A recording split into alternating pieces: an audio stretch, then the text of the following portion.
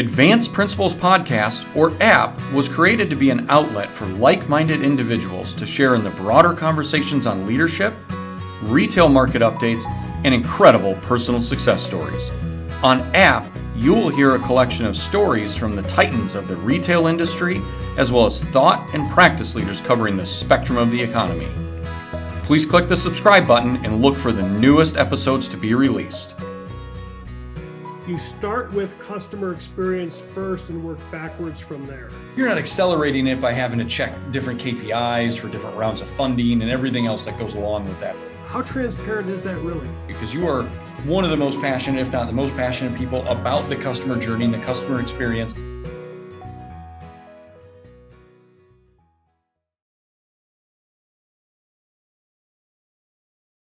You've been in enough service drives. You know the service writer and the service directors that are 20, 30 years in the industry.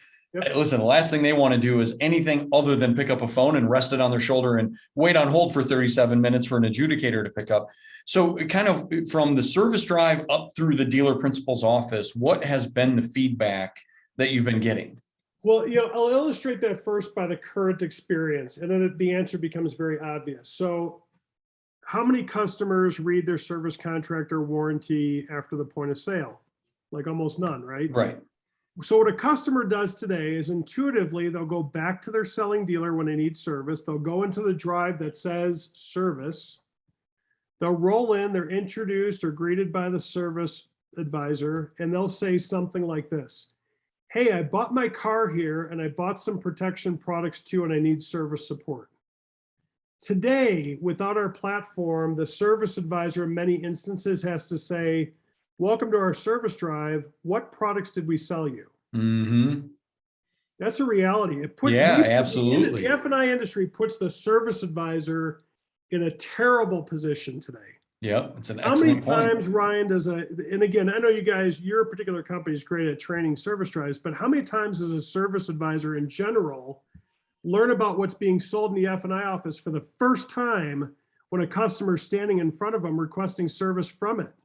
Oh, absolutely. Right, this happens all the time. All the time.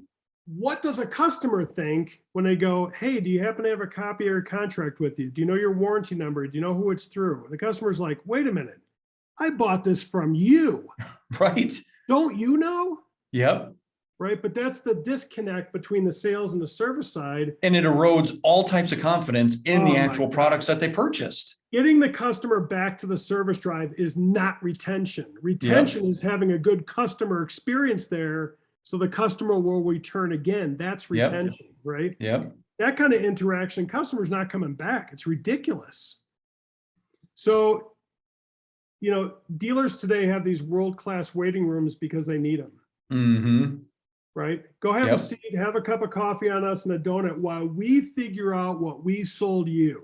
Yep. That's the transaction today. So when dealers see our solution where you just have to, what's the customer's last name, scan the VIN barcode, and we hit all the associated administrators API to validate what coverage they have and provide a digital conduit to file a claim, what do you think they say? The reception is, when it's presented the right way, the reception is, where's this been? Right, exactly. Right? Yep. It's actually caused a catalyst for sales on the front end, because now when this becomes the new water level, the administrators that have alignment to it are starting to gain more business because their competitors who cannot fulfill the same result are losing because of the experience of their products. Yeah. So there's been a huge catalyst in that kind of activity. The dealers are not the ones that I need to convince. Yep. They're already there. And I certainly don't need to convince a consumer. Yep.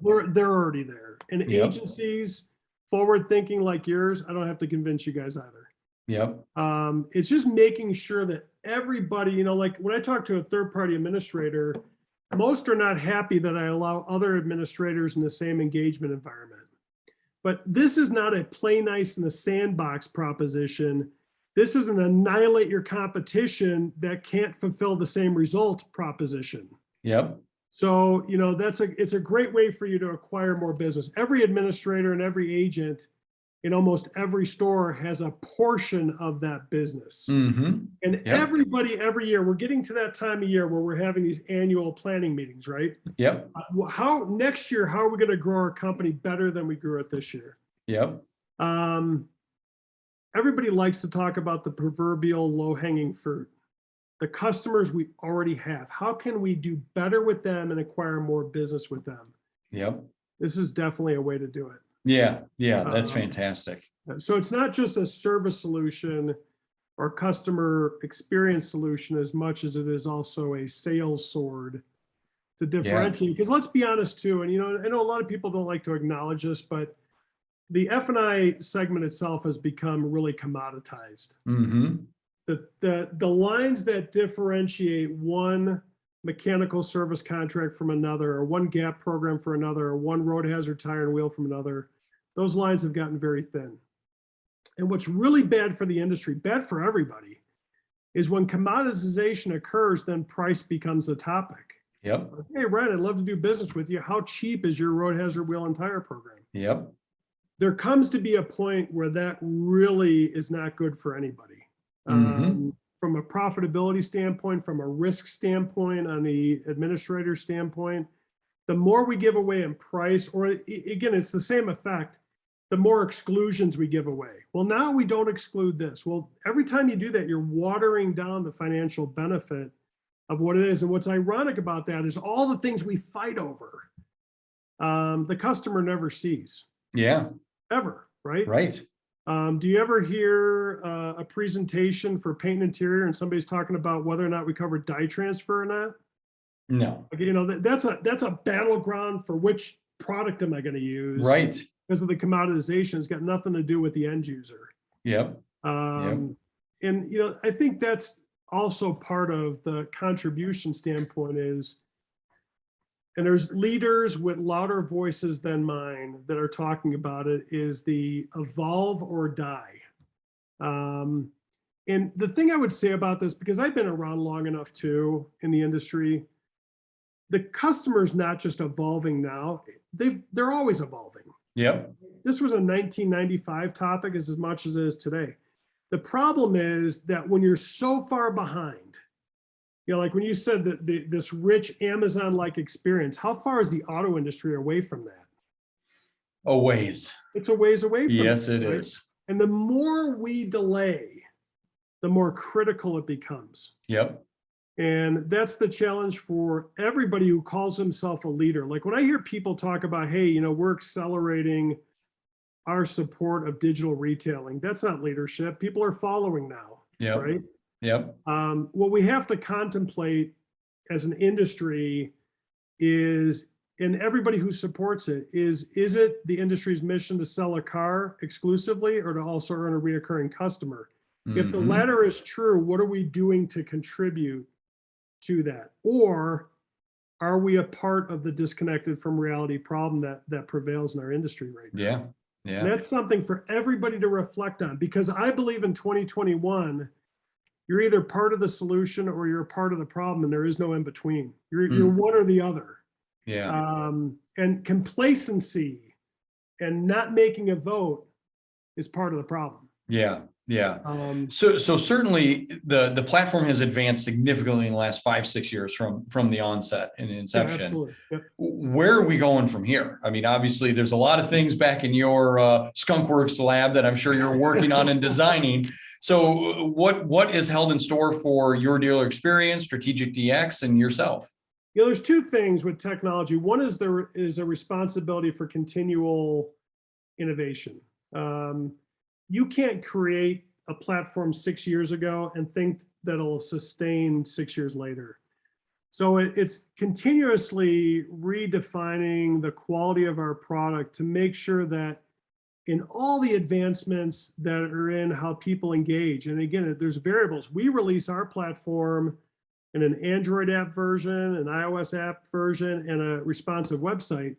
So in those three different segments, we have to continually, like iOS 15 just came out, we have to make sure that we highly function, and more importantly than that, take advantage of the advancements of iOS 15, right, with our platform. So there's that, which is always a primary focus for us, which is, keep the foundation strong Yep. and make sure that we're continuing to advance with it. And then the other thing is, when we're talking about a post-sales digital vacancy, how much stuff is there to innovate? Mm-hmm. There's a lot. A lot. And what we're doing is we're not making that judgment on our own.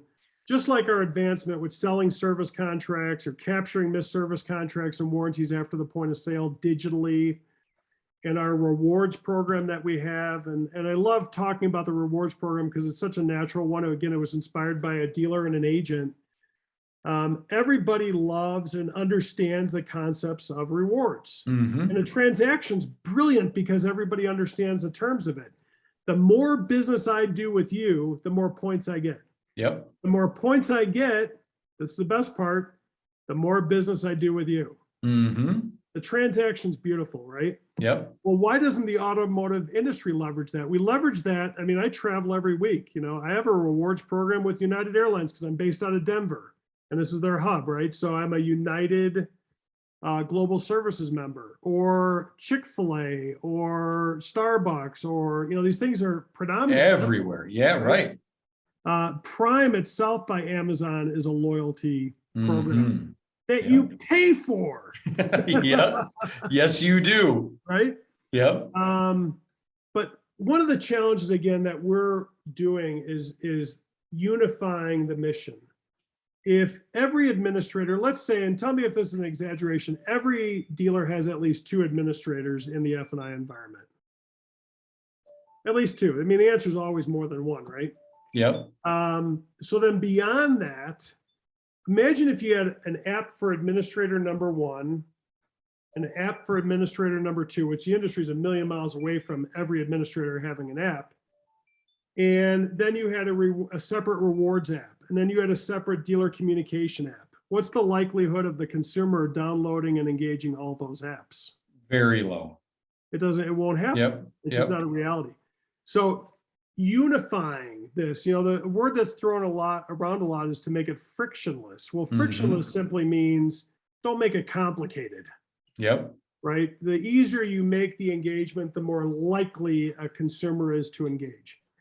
But you also have to have value in there for adoption.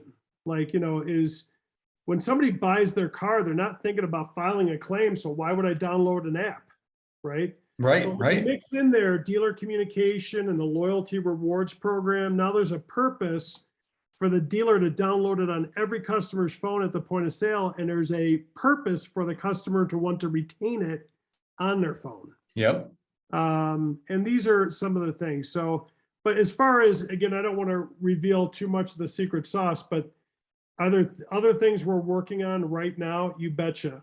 And we'll leave it at that. That's perfect. And it's always, Ryan, driven by the people that we're blessed to interact with. Yeah. Third-party administrators, the agents, the dealers, the consumers.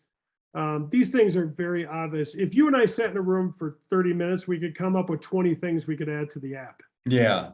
And they would all be credible, right? Yeah. Very cool. It's it's unifying it, making it a digital engagement platform and not just a claims platform.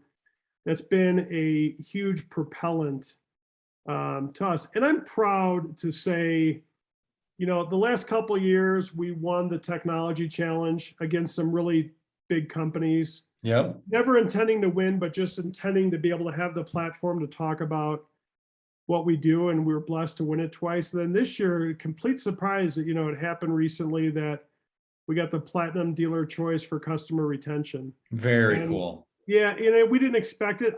Frankly, I'll say this. We didn't even know we're eligible. But the part that I'm very proud of is we didn't campaign for it. Yeah. It's voted on by the dealers. I mean, it absolutely, that speaks to volumes of what you're out there doing. Yeah, and it is making a tremendous difference. And we're in it for the long haul. We're very proud of what we've created, and there's a lot more to do. And we're also very proud of, I want to acknowledge this too, for people like you, your agency, the dealers, the administrators that are like-minded and have embraced us. I can't express enough gratitude. there's, it's to be a leader is not easy. And to take the conventional methods of the industry and turn them on its head with digital engagement takes courage. And I'm very proud of those who have led this, because again, we are a behind the scenes company with this big idea and this right now solution. But it takes leaders to lead it. And I'm glad we've been able to inspire it. But more than that, there are people that have just absolutely put their arms around us and help fuel the mission. And I'm immensely, we all are on our team, immensely grateful for that. Yeah, that's, everyone believes in where you're going. So it just speaks to the crusade that you started so many years ago. So that's fantastic. Funny crusade. Yes, exactly. So now that we're towards the end, and this has been phenomenal, I think a lot of people are going to take a lot out of it. You always bring so much passion about what you're doing and what you're delivering in the company's mission. I think that this is just a presentation in itself. It's like, here, if you want to learn about what's going on here and what you're going to benefit, just push play and it's off to the races. So, and I know which is this really has been going to be good. overused, and I won't be lengthy about this, but the first time I heard the Simon Sinek Start With Why, that really speaks to me. That, if you don't have passion and purpose, a cause, then what are you doing? Right. And if you can't articulate it, that's step number one, right? And there's one thing he says, which I love, is, what's your purpose? What's your cause? Why do you get up in the morning, and why should anybody care? I love that, right? I mean, that's a sobering, self-reflective, are we doing something that matters? I love the mission we're on. I love the fact that we're not doing it alone. And even though I would never say that there's benefits of the pandemic, because a lot of people have been harmed by it, it certainly has been a catalyst for waking people up in our industry. No question. And for that, I'm grateful, certainly not for the pandemic. Right. Growth has been tremendous. And again, grateful to you for the time on the podcast here and sharing the vision and the message. I love what you're doing. I love the purpose of this podcast. And I encourage people that beyond watching this one, go look at some of these other episodes, because they're strong. I appreciate it. I appreciate it. So we're going to end with the fast five. Five totally random, spontaneous questions you're not prepared for. So, you just as long as there's no complex math questions. No complex math. I would lose myself. It would no longer be the fast five anymore, right? It would be the frustrated five. Hold on, let me get my pen and paper ready. Right, exactly. So the first one is, you speak obviously so much about customer experience and customer experience and customer experience, and that is such a mantra and it's such a just cause. Speaking of Simon Sinek, so tell me about your worst customer experience, either in automotive or out, that you just left your head scratching moment. Recently, and I shared this on LinkedIn, I had a local Ford dealership that has a quick lane for oil change and tire rotation and air filter change. And I called him up and I said, hey, because I didn't really understand the quick lane. Sounds like you get to pull in and somebody takes care of you, and you're in and out, like Jiffy Lube or something like that. Right. You're better to make an appointment. I was kind of paused by that, like, okay, whatever, that's fine. Somewhat of an oxymoron there, right? You need an appointment for the quick lane. So let me make an appointment. So I make an appointment for noon. Our calendars are busy. All of ours are, right? I got an hour carved out in the middle of my day for a break for lunch or whatever. So I'm like, I'll bring it there at noon. And I bring it in and I roll out of there 3 hours later. Oh my gosh. Out of the quick lane. Out of the quick lane. Oh boy. And the whole process, and again, educational for me, student of the industry, right? They don't know that I'm in the industry, but observing this, the first thing was, I'm an hour and a half into it, and my car's still sitting outside. I can see it. Oh, wow. So I walk up, and again, I never shoot the messenger thing. It's not fair, right? So I'm never belligerent to the guy or girl behind the desk. I'm like, hey, you know what? I've already been here an hour and a half. It's longer than I even thought I'd be here for the whole thing. And my car still has that. We're getting TNX. We're getting TNX. Well, do you have any clue? Be honest with me. Because I got, now I'm going to be doing webinars from my smartphone in the dealer's waiting room. Can you give me a realistic time frame? You should be out of here in another 30 minutes. I was out an hour longer than that. Oh, geez. Now, here's the worst part of it. So at the end of it, they gave me some like, hey, we're changing some personnel. It's kind of a temporary bump in the road. So I gave them credit for that. On my next oil change cycle, I called, made an appointment at noon, same exact deal. And I was there for almost 4 hours. Oh my gosh. And I was on an oil change interval, right? This wasn't like next week. Right. Several months away. This is what we have to figure out. Why would I ever come back as a consumer? Yep. And Right, this is what we have to ask her. I gave him the benefit of the doubt the first time I went back, right? Yep. And I think that's something that teaches me an awful lot that, one is if the experience is going to be worse than expected, communicate. Mm-hmm. Yep. That's okay. I'd rather you deliver the bad news to me, and I appreciate that, rather than just stringing me out for 4 hours for an oil change. Absolutely. Because I'm certain I could have rolled into a Jiffy Lube and gotten it done in 15 minutes. Yep. Without an appointment. Yeah. So, I think, I take those as learning experiences and, help use those for what we do. So go ahead. Yeah. Sorry. No, that's good. I think a great story that ties right into the mission that you're on. I think it's great. So obviously you said you're on the road every week, in and out of dealerships. Anybody that's been a road warrior has a story or two to tell. So craziest travel experience that you've run into. Oh my God, that's endless. I feel like I can write a book about this stuff, right? So the thing I would say is, I always marvel being on an airplane as often as I am about the orchestration that makes that industry work. I mean, if you think about everything that just has to go flawlessly. Yep. I'm amazed by it. And I'm equally amazed by, as often as I've traveled and all the, highest status I have and all that stuff, I still marvel. I understand aerodynamics and lift. I still marvel how those big birds get off the ground. Oh, it's amazing. I'm blown away by it. The thing, there's a term that is, I hate, which you'll hear every once in a while on an airplane, that causes a delay. Now, I say, if you see somebody who gets upset at a weather or a mechanical delay, I'll show you somebody who doesn't travel very much. Right. This is just part of the deal, right? Yep. So there's two things that really get under my skin, though, from just an experience standpoint. One is, if you ever hear the term deferred maintenance?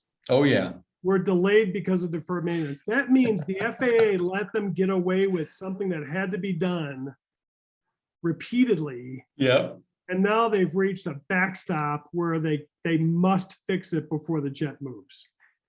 I hate that term. Yeah, no kidding.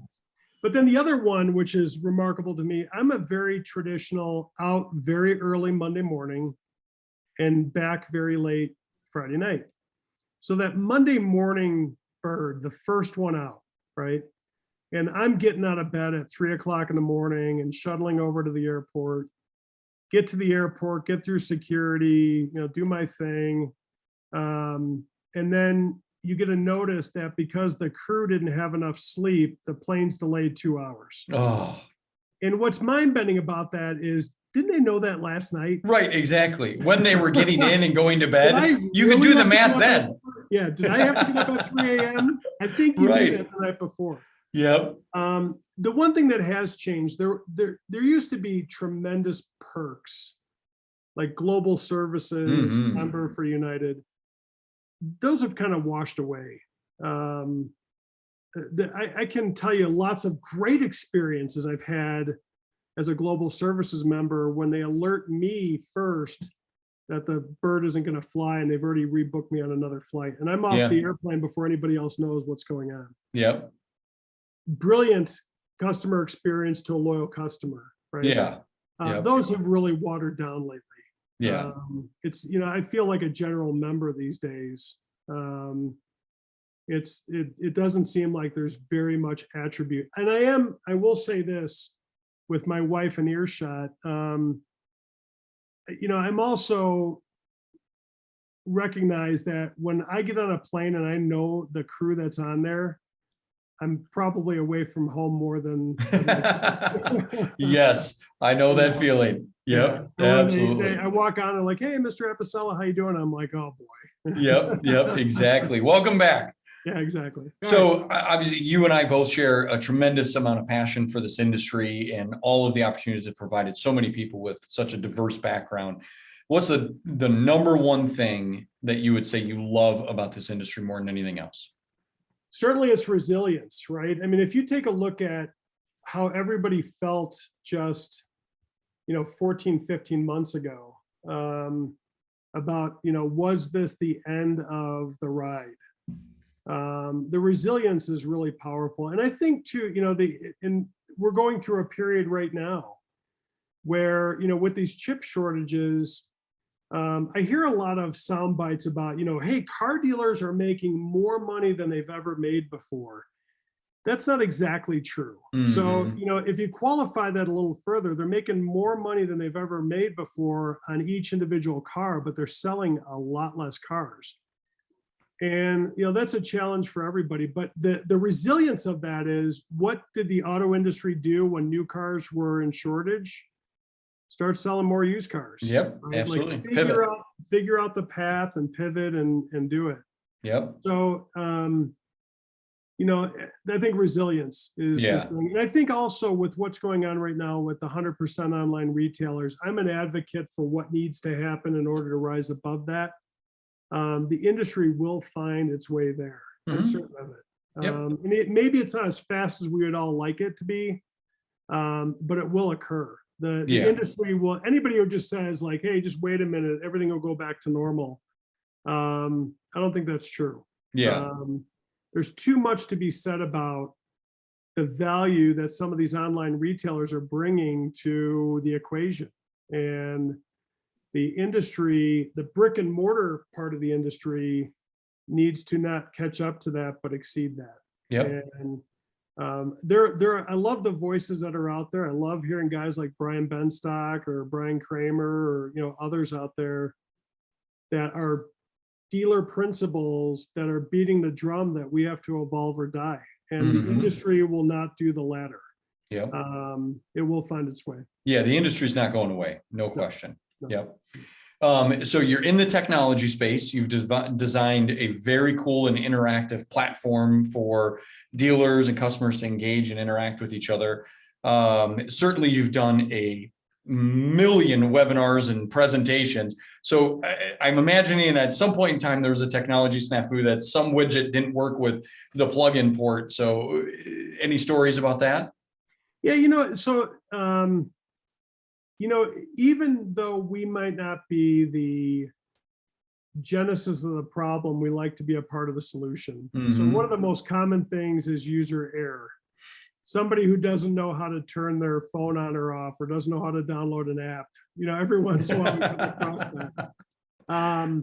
But we don't take that as an irritant. We're happy to educate and support, but it's amazing.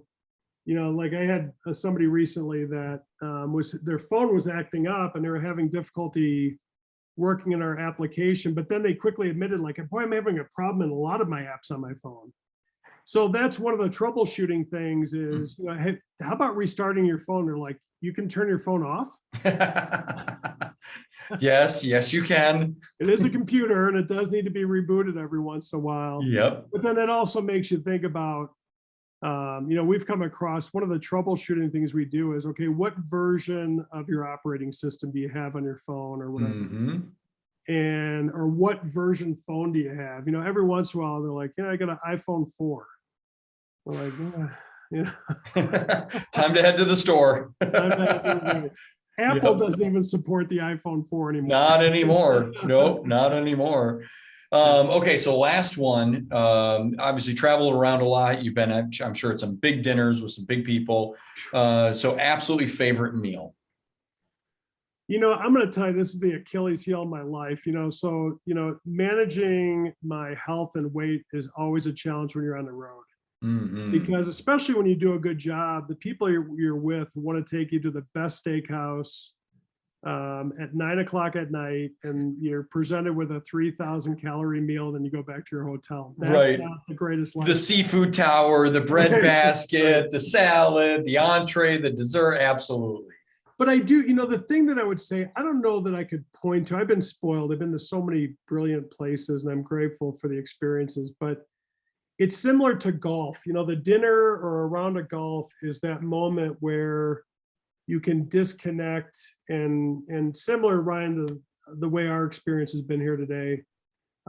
Just be real with one another. Mm-hmm. Yep. And undistracted.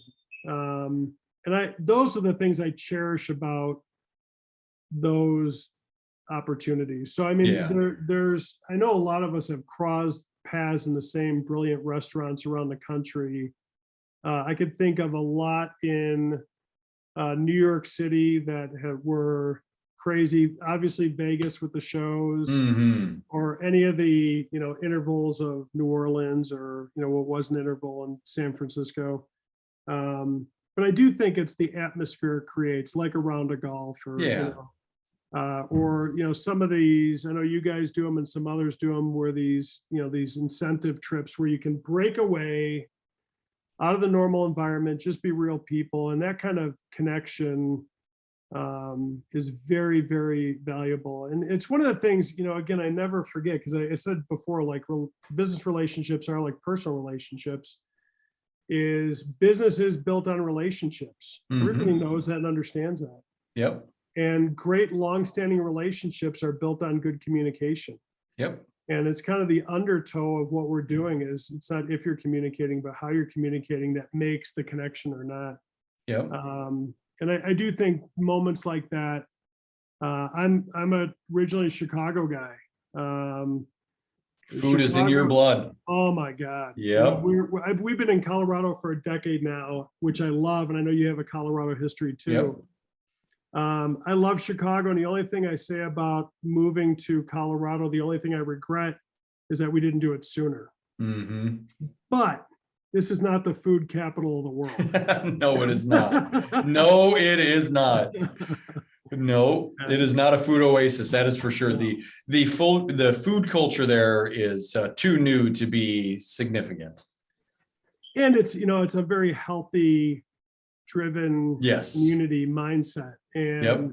so the concept of being at Gibson Steakhouse in Chicago, which is one of those spots,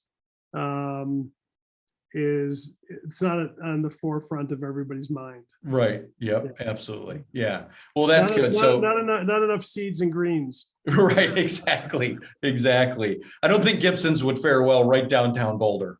No, but there is one of the first times I was in Sugarland area, the Houston suburb, I was introduced to Perry Steakhouse, which is a chain. It's not just there in Texas, but we have one now in the Colorado area. And it was kind of a welcome addition. It's not as close as I would like it, but yep.